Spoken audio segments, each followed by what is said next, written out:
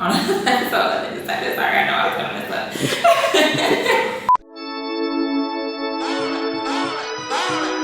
Hello, everybody, and thank you for joining me on another episode of theNSider. Today, we're talking to this lovely lady right here, Trenity Dobbey of T3 Life Coaching. So stay tuned and watch this episode of theNSider.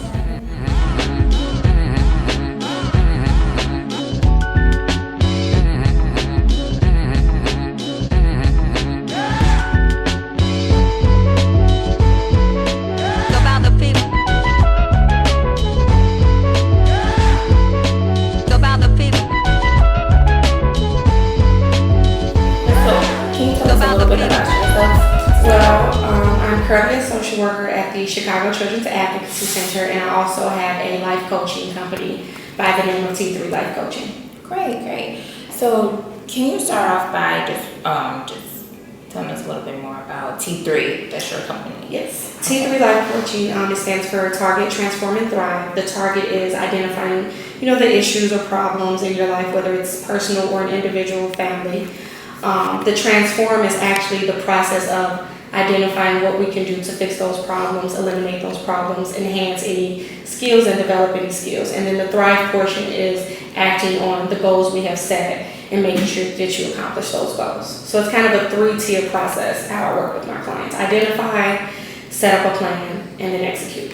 Great. Now, how did you come up with that name? I like the It was T3. actually my husband, because my name is Trinity, which is, Trinity 3. Right. So he was like, do something based around your name. And I'm like, I don't know what that is, but okay.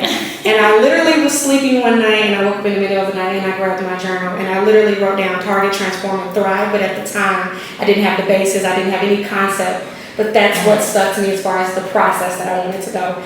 And it stuck. People like it. It's helped me, developing plans for my clients, because I have something to work with. Right. I know a lot of life coaches that kind of freeball it, but me, I'm able to say, okay, we're going to target, we're going to transform, we're thriving. It helps me set my plans and work with my clients better. Right. That's kind of how I came up with my name, theNSider, because that's my initials, and that is Simone. Okay. And that's how I came. Yeah. And I just was thinking the names, like I was thinking of In Tune and all this other stuff. I wanted my name to be incorporated with it. So yeah, that's how I came up. That's great. So can you tell us what you do with the ladies and from what ages you work with?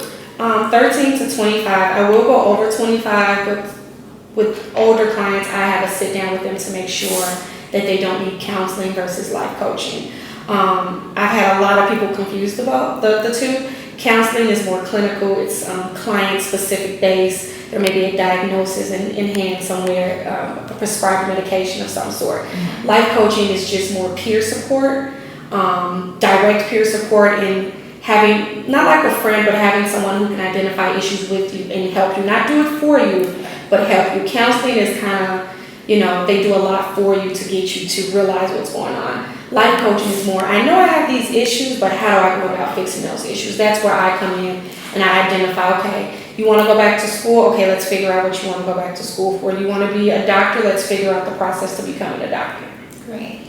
So I think that's one of the kind of misconceptions of that life coaching is kind of like counseling. Yeah. Are there other misconceptions dealing with life coaching? I've had clients think life coaching is just, I'm going to fix your life and you're not going to participate. I've had clients that are like, oh, I keep picking the wrong man, and I'm like, well, what can I do? I can't, fix that for you if you're not willing to put in the work, which is identifying what's going on with you and why you're attracting or picking these people. Yeah. So a lot of people think life coaching means, oh, I'm just going to hire you and you're going to come in and fix it. It's a bit deeper than that, but not as deep as counseling. It's kind of like right in the middle. Gotcha. Okay, great. So you mentioned the 3 empowered ladies. Yes. Something else you endeavored in. Yes. So can you describe that and what all that entails? Well, 3 empowered ladies, I always tell people it was on purpose but on accident. I had an idea for a long time, and I initially told Nicole and Shanice, which are the other 2 young ladies, this idea, and they said, let us help you. Nicole has a background in hair and styling, and Shanice does real estate. And I said, are we doing this individually, representing ourselves, or as a unit? So I presented them with the idea that, came to just be beautiful my event. And Shanice actually came up with the name 3 Empowered Ladies. She said we're all empowered women in our own right and in our fields. And then we developed the mission and the event, collaboratively. Great.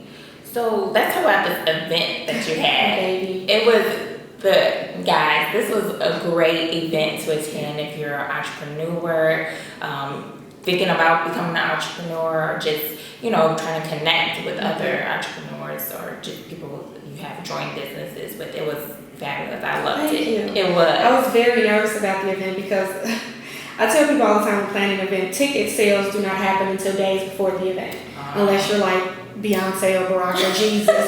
Because we literally had, we had like 2 ticket sales, and I was like this close to canceling. Really? And my husband was like, do not cancel. He's like, you're meant to do this. And literally tickets started selling crazy like 72 hours before the event. But the idea I had was about a year ago, and I wanted to bring entrepreneurs together, or people who just wanted to be inspired to make a life change and to do whatever their passion is. And I kept saying, no, I'm not going to do it. No one's going to show up. No one's going to support. And I prayed about it for literally 9 months. Nice. And then I spoke with Shanice and Nicole one day, and they were like, let's do it. And I couldn't be more happy and blessed and appreciative at the turnout. It was probably double what we expected, because we had people walk off the street and purchase tickets at the door. And just to see all the entrepreneurs get the shine that they deserved and finding other businesses that they could potentially work with in the future was enough for me. Yeah. And I got so much great feedback that I'm working on something now with the 3 Empowered Ladies, kind of like a mixer. We're going to try to do it by the end of 2016, but definitely we're hoping for the top of 2017. Great. And I will be there. I'll be at this one. I know this is probably going to be bigger and better. This one is probably going to be the last one was great. So how is it working with 2 other, I want to say, powerful women? It could be like 3 children in a sandbox. My toy, my toy, my toy. And I was telling a friend of mine that because we all are empowered in our own way. Right. So we can kind of get headstrong and want our ideas to be the right idea or our voices to be heard more. But the good thing about us, we have a true friendship before business. Yeah. So we're able to see the strengths in each other and weaknesses and apply them where needed and to help where needed. Right. So we have our moments where we butt heads, but we always come back to the purpose. Whatever the event is we're planning or sponsoring, we always have the maturity and the understanding that it's bigger than us. And we want to give our best, sponsoring or put on the best event. So we always find a way back to what we need to do. They're like sisters to me, so imagine just being in business with your sister. You're going to make the best decision for the company, but you're going to have those sibling rivalries that just happen because. And I'm the baby out of the group, so I'm always trying to get my way. Right. So Trenity, whatever, this is what's going to happen. But I work well with them. I have so much respect for them. Nicole, her specifically, she left her job in corporate America to pursue her dream, so I have so much respect for them personally and professionally. It makes it easy to work with them. Great, awesome. So how do you feel about just women working together, period? I feel like in this day and age, it's like a mix. Like, I see a lot of more women empowering each other, but then I also see sometimes a little more competitive. Like women are, I feel like, naturally competitive with one another, but I do see more of women, encouraging, uplifting, coming together, working together now, and I love seeing that. Yeah. So, but why do you feel, there's women who are competitive with each other? I think that you have 2 types of competitive people. I think you have the people that are genuinely competitive in the sense of just wanting to be the best, but then you have those people that are competitive to make others look bad. And I think that has a lot to do with self. I've been that person that's been competitive to make others look bad because I wasn't happy with myself. Yeah. So I think that when you see people, specifically women, that behave in that way, you might want to look at them and see if everything is okay with them. I experienced it here and in my business where women are competitive, and it's like, why? But later on down the line, building friendships and talking, I've identified they're dealing with things and they express it in a competitive manner. When it's really a cry for help. Oh, yeah. So, but I'm all for women working together. I have a friend now, I'm sponsoring her event, the 3 Empowered Ladies are, and I'm going to host her event. She's like, you've been more supportive than myself to myself. because I want to see her thrive. I want to see her succeed. I want to see her business take off beyond her wildest dreams. Right. So I think that when I honestly feel if women support each other more, I think that we can take over the world. Like I really believe that. I think if we work together, we can be a force to be reckoned with. Yes. Like, and I've never understood why some women just won't do it, but again, it goes back to them finding the issue within themselves and fixing that issue, and I think it'll work itself out. Yeah, and they can always call life coach. Yes, call me, text me. I help them with that. Yes, I actually have a client who I'm going to be potentially working with, who she identified that as being an issue. She's like, she said her competitiveness is almost spiteful. And when she said that to me, I was like, well, we have to work on that. And she identified it, which I'm glad most people don't. Right. So I'm going to work with her on really being not only competitive, but supportive of her peers. It's okay to see other people shine. Yeah. It's okay to see other people win. I've heard a friend always say, no one remembers number two. Number two, to me, plays a major role. Number one, it's a lot that goes with number one, and it's not all glitz and glam. Yeah. Number two sometimes is the best position to be in. I've been a number two in certain situations in my life, and I'm glad I wasn't the number one. Yeah, definitely. That's a good way to put it. So I'm gonna go into who or what inspires you to, embark on entrepreneurship and you're having your own business and becoming a life coach. Well, as far as entrepreneurship, I think like most people, I reached a point where I identified my strengths and I knew that I could apply them and make money from it.